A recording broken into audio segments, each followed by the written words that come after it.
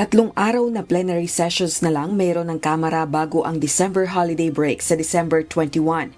Kaya magkakaalaman na sa kahihinatnan ng nakabingbing impeachment complaints laban kay Vice President Sara Duterte sa House of Representatives. Ayon kay House Deputy Minority Leader, ACT Teachers Party List Representative Franz Castro, nakakuha na sila ng mahigit 10 pledges na susuportahan ng impeachment resolution na isinusulong ng Makabayan Bloc. Sa gitna rin ito ng usap-usapang may nagbabalak pang maghain ng ikatlong impeachment complaint. Pero nilinaw ng Teacher Solon, hanggang ngayon wala pang pumipirma sa kanilang resolusyong naglalayong mapatalsik sa pwesto ang Vice-Presidente. Generally, wala pang talagang nakapirma. Mga pledges lang. So mukhang next week pa magkakaalamanan. May mga ilan na mga sa minority, siguro parang mga 5 or 6, mga ganun. Sa majority naman ay nagsasabi sila, siguro mga ganun din yung number.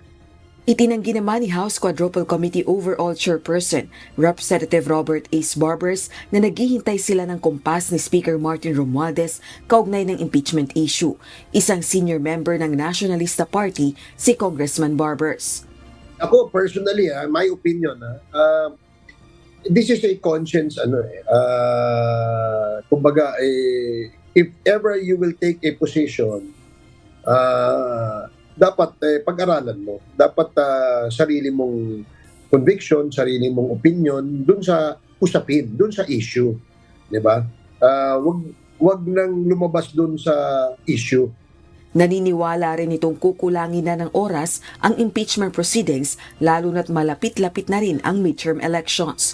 Subalit iba ang pananaw dito ng Makabayan Bloc Solon.